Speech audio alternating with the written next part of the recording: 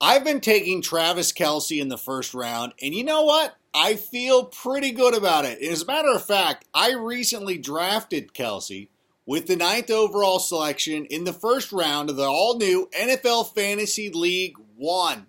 It's a brand new league coming to you from the all-new NFL Fantasy app. It's coming out this fall. If you haven't used the Fantasy app, or if you've been burned by it before, I understand, but the new app kicks ass. I want you to check it out. But the whole thing we're talking about is tight ends.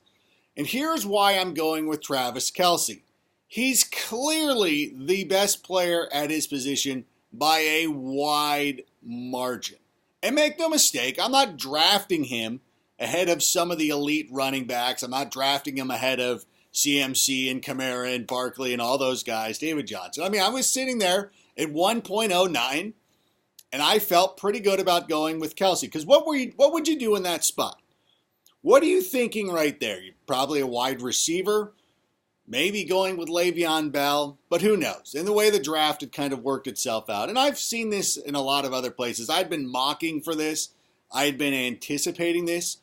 Because let's say you're at the back end of the first round and you're like, I'm going to go for a wide receiver, but I hope Travis Kelce comes back around to me at the second round. Well, why would you do that? If you've committed yourself to wanting to take Kelce, and this reminds me of a couple of years ago when it was kind of an A-B Rob Gronkowski thing. I know my buddy Patrick Mayo and I would always talk about that, how that was such a great strategy and a great start. And I won all the leagues that year that I started with that.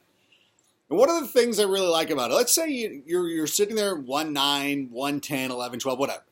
And Michael Thomas is there, great receiver, could be the wide receiver one this season.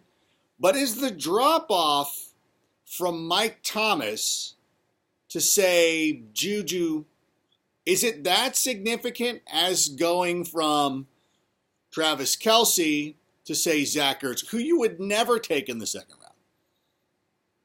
So you're looking at it and you're like, well, I could go with Travis Kelce, come back around. Hey, there's Juju. Obviously sometimes Mike Thomas falls that far. I saw Julio get close, even though I don't think it was realistic.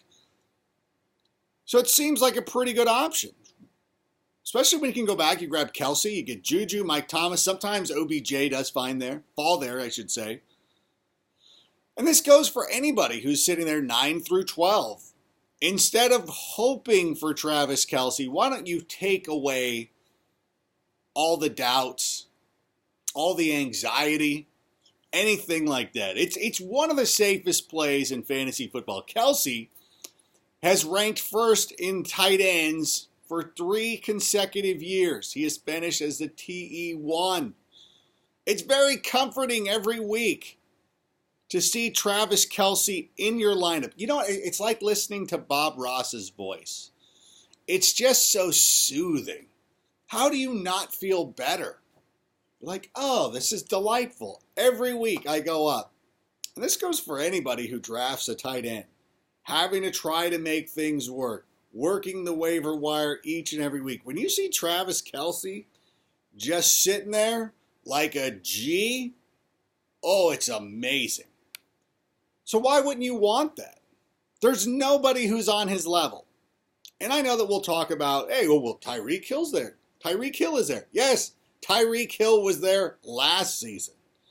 Travis Kelce was still the top tight end in fantasy football. So I'm very happy to end up with Kelce in the first round. Grab that receiver in the second round. And the best part, too, is when you're in that spot and you're coming around to the third round, you'll still end up with a pretty good running back. You could end up with a guy like Aaron Jones, Chris Carson, Kerryon Johnson, maybe. One of the rookie running backs, whether you prefer Josh Jacobs or David Montgomery. You can check out some of my other videos to see which rookie I would put in that spot. But I am very comfortable going with Travis Kelce. And I think you need to do it in the first round. It is one of the safest plays in fantasy football.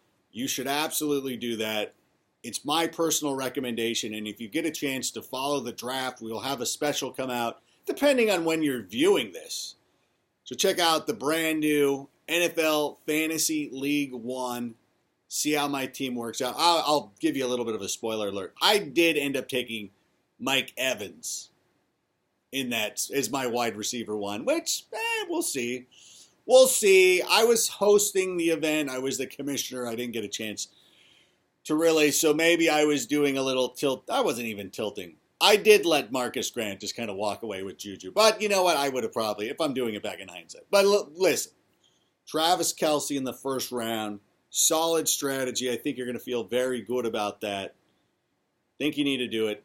Don't pick him at 104, 109, maybe even 107, depending on how saucy you want to get. I still like DeAndre Hopkins over him.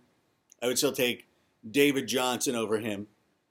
Maybe Le'Veon Bell. I'm a big Le'Veon Bell guy. But, of course, you can check out the previous videos where we talk about the running backs. But Travis Kelce, first round, feel pretty good about that. Let's move on to the rest of the tight ends.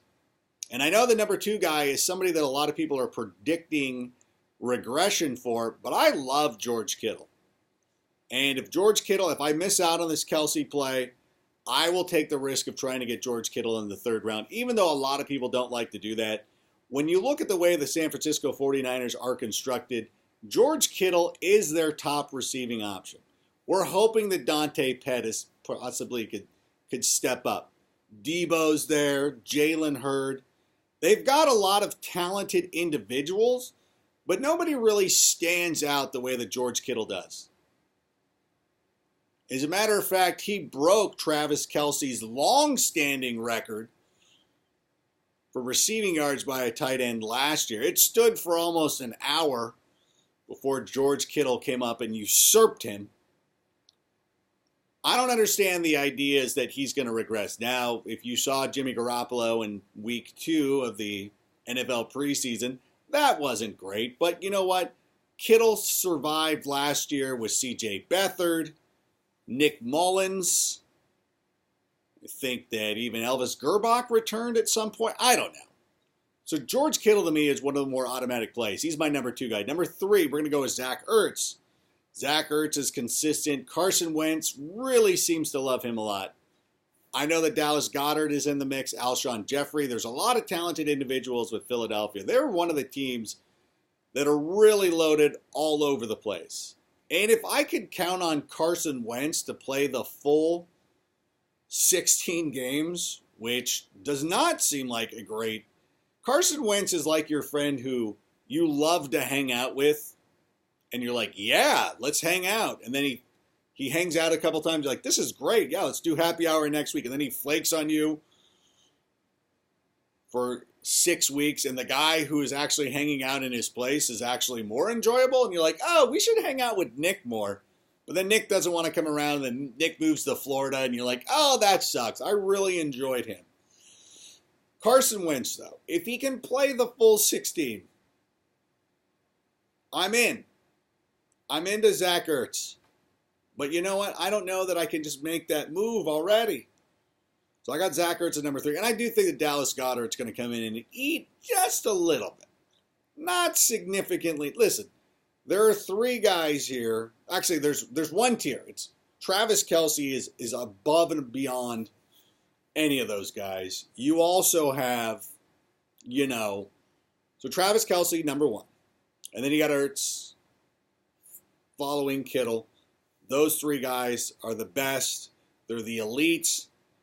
One of them's Kenny Omega. The other 2 are the Young Bucks. Whatever. That's where I have them slotted. Then we go through. Number 4, I like Hunter Henry.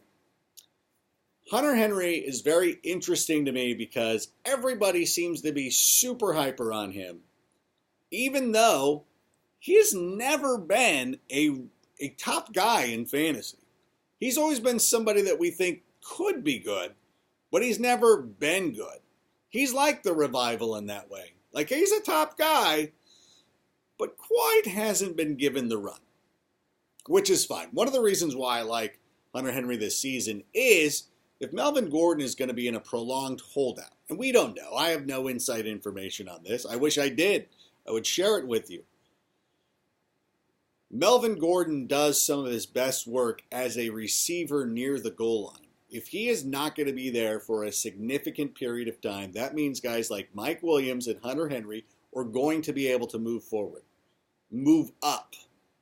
So I like Hunter Henry a lot in that spot. He's my number 4 guy. Again, if you miss out on these tight ends, it's disappointing. If you're in the top of the draft, if you're at the top of the draft and you're taking a running back, you're one of the first 5 spots, not going to get Kelce. That's okay. Hunter Henry is somebody that I can rely on, as I can also rely on Evan Ingram. I have him at number 5. And the reason is obviously Saquon Barkley is the top receiver in that backfield. You got Golden Tate, who's going to be out for the first 4 games of this season. Sterling Shepard has been battling injuries once again, which means outside of Saquon Barkley, Evan Ingram then becomes the next top pass catcher in that offense. Eli Manning, I'm starting to like Daniel Jones. I will disagree with Baker Mayfield there for a moment. Actually, I won't disagree with Baker. By the way, Baker Mayfield, all he said was that he was surprised. We all said that. But regardless of who the quarterback is for the New York Giants, Evan Ingram is a fantastic option. He's not really a tight end. He's a big-bodied receiver who just happens to be able to fulfill that tight end position. They're going to get very creative with him. They realize that Saquon can't do everything. So they're going to go out and move him all around the field. Evan Ingram, I might even slot him ahead of Hunter Henry. If you wanted to sit here and have a beer and have a discussion about that, and you wanted to make the case for Evan Ingram, if you're somebody who's tweeting me at Adam Rank and saying like, hey man, I'm thinking about going Evan Ingram as the 4th tight end, I will not stop you. That's not a reckless move. I understand it. Currently though, and unless something changes with Melvin Gordon, if Melvin Gordon does come back in the next couple of days or weeks, I might change my mind. But I like Evan Ingram here at number 5. I think 5 are solid. Number 6, I'm going to go with O.J. Howard. He got a lot of buzz during the offseason. People are trying to speculate where he's going to fit in here. Now, obviously, when Bruce Arians was in Arizona, he talked about his tight ends being there just to block. But he didn't have a guy like O.J. Howard. It's very easy to say things like that when you don't have it. You know what I'm saying? Like, it's weird. Like, I will be like, my automobile's a pile of garbage. You know, I say that when I'm driving a piece of crap 1994 Toyota Corolla. Like, cars don't matter. But then if I start driving a Tesla, you're like, oh, cars are the most important thing ever. So I understand what he's going to be doing there. He's got a tight end now that can catch the football. We're still trying to figure out who's going to be the slot guy. A lot of people are assuming it's going to be Chris Godwin. There was speculation that it could be O.J. Howard, that he kind of fits the profile of Larry Fitzgerald. Because Larry Fitzgerald, of course, extended his career as it continues to build, based not solely, but thanks in no small part to Bruce Arians moving him into the slot. And so it'll be interesting to see if he gets a lot of reps from the slot. And it's hard to tell. These coaches aren't showing us a lot during the preseason. It's like, can you just tell us where are you going to line all of these guys up? So O.J. Howard falls back a little bit to number 6 for me. I got Vance McDonald at number 7. He's never been a top tight end. But again, at the same time, Antonio Brown is now gone from that offense. We expect James Washington to step up into that number 2 role, but we don't really, we hope he does. James Conner is a good receiver out of the backfield, but is not the receiver that Le'Veon Bell was. There's a little bit of a downgrade there, which means there's an opportunity for Vance McDonald to step in there. So I have him at number 7. And number 8, I'm going to go with Jared Cook.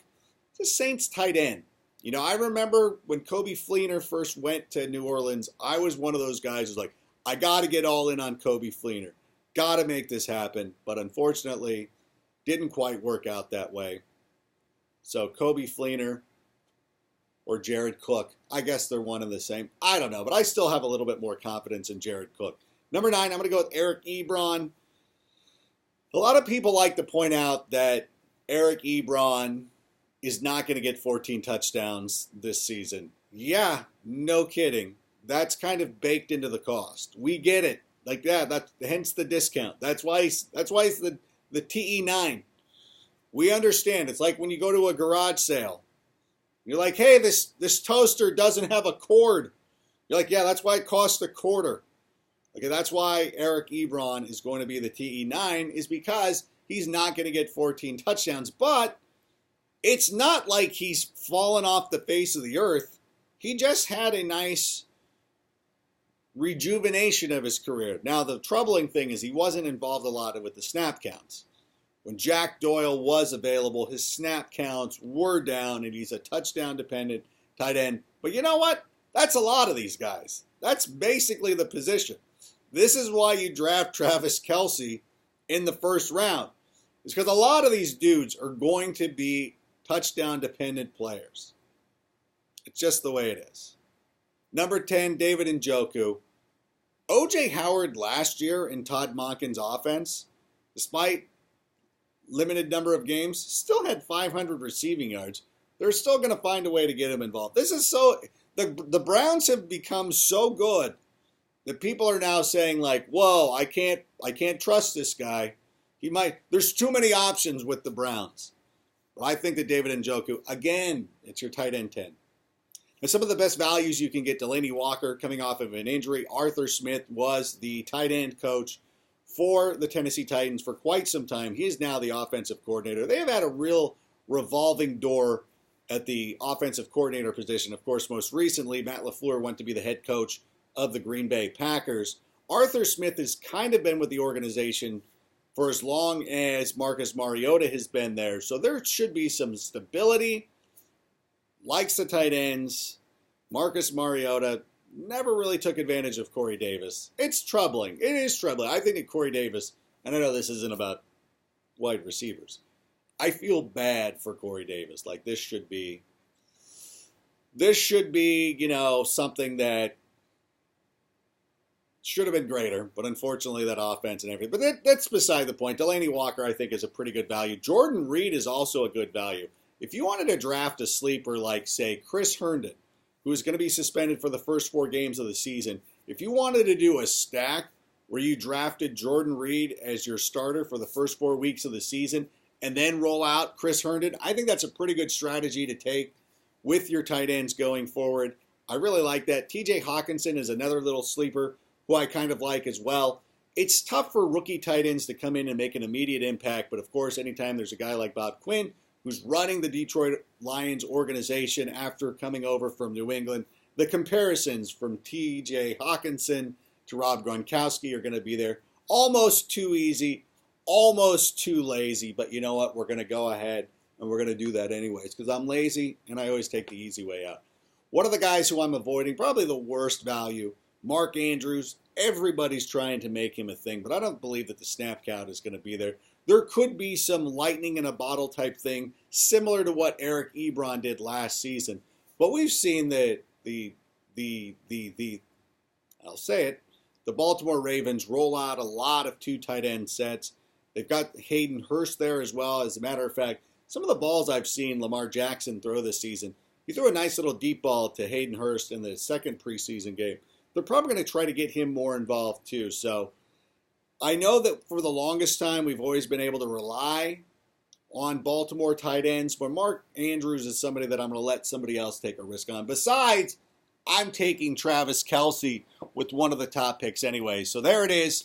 Best, worst, sleeper tight ends and why I'm taking Travis Kelce, number 1. Be sure to check out the all-new NFL Fantasy League One. It is coming to your NFL Fantasy mobile app, which is all new for the 2019 season. If you did not like it in the past, listen, I'm not going to bull crap you.